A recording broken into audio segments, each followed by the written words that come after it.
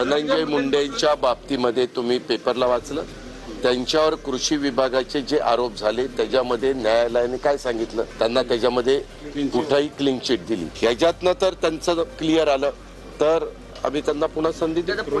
अजून वाल्मिक कराडचं आणि धनंजय मुंडेचं नातं आणि मैत्री हे अनेक वर्षांपासून आहे, हे सगळ्यांना तिथं माहिती आहे. वाल्मिक कराडचा विषय अजून संपलेला नाही, कारण का संतोष देशमुखला तिथं न्याय मिळालेला नाही. त्याच्याच बरोबर महादेव मुंडेचं प्रकरण आता पुढे येत आहे.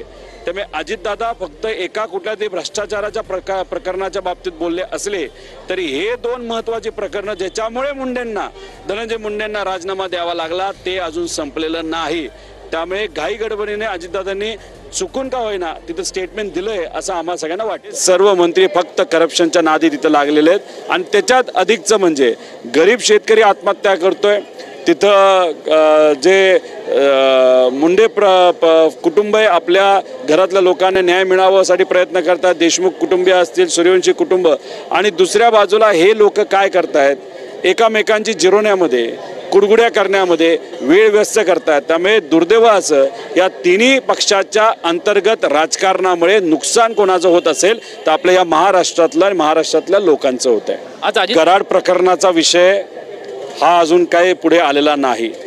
विषय आता जो कोर्टामध्ये होता तो धनंजय मुंडे जेव्हा मंत्री होते त्यांच्या विभागामध्ये जो भ्रष्टाचार तिथं झाला होता त्या बाबतीतला कुठला तरी मुद्दा पुढे आलेला आहे.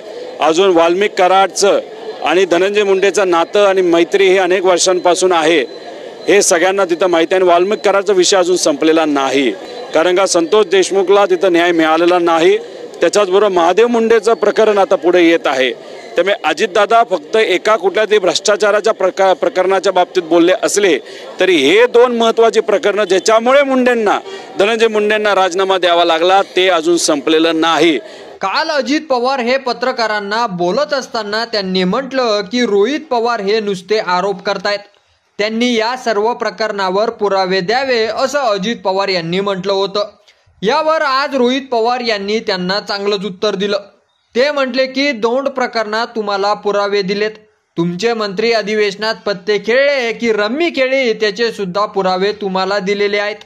परत तो ॲम्ब्युलन्सचा घोटाळा देखील खरा ठरलेला आहे आणि तो शिंदेंचा जवळचा निघाला. त्यानंतर त्या साळुंकेला पोलिसांनी ताब्यात घेतलेला आहे. अजून काय पुरावे पाहिजे तुम्हाला असं म्हणत रोहित पवार यांनी दादांना चांगलं सुनावलं. दौंडला जे प्रकरण झालं पुरावा दिला. कोकाटे जे तुमचे मंत्री आहेत, जे महाकारनामा केला, जे काय अधिवेशनामध्ये पत्ते खेळले का रंबी खेळले याचा पुरावा तिथं मी दिला.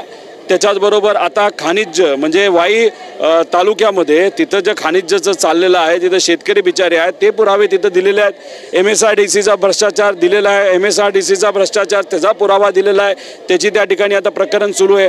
मी जो भ्रष्टाचार बनत होतो ॲम्ब्युलन्स भ्रष्टाचार 6,000 कोटीचा हा आता खरा ठरत आहे. जो साळुंके आहे, जो शिंदे साहेबांच्या जवळचा आहे, त्यांनी त्या ठिकाणी 6,000 कोटीचा या सरकारी ॲम्ब्युलन्समध्ये भ्रष्टाचार केला हे मी आधीपासून म्हणत होतो. ते आता सिद्ध झालं.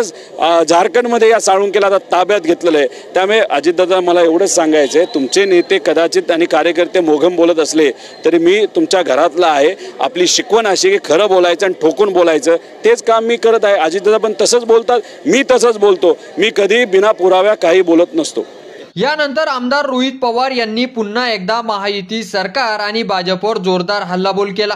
मंत्र्यांचा एकमेकांची जिरवण्यामध्ये मोठा टाइम जात आहे. संजय शिरसाट हे नेहमी म्हणतात की माझ्या मंत्रिपदामध्ये पैसे नाहीत आणि दुसरीकडे त्यांच्या घरात पैशाच्या बॅग सगट त्यांचे व्हिडिओ आपल्याला पाहायला मिळतात. महायुतीच्या मंत्र्यांमध्ये अंतर्गत कलह आहे. भाजप हे शिंदेच्या मंत्र्यांचा आणि अजितदादांच्या मंत्र्यांचा कामापुरता वापर करत आहेत.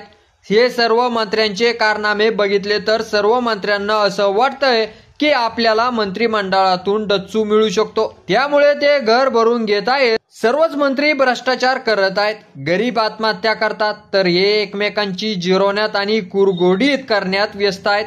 यामुळे महाराष्ट्राचं नुकसान होत आहे असं म्हणत रोहित पवार यांनी पुन्हा सुनावलं. तर रोहित पवार यांच्या प्रतिक्रियेवर तुमचं मत आपल्या कमेंट बॉक्समध्ये लिहायला अजिबात विसरू नका आणि असेच नवीन व्हिडिओ पाहत राहण्यासाठी आपल्या मराठी एल्गार या YouTube चॅनलला सबस्क्राईब करा. धन्यवाद.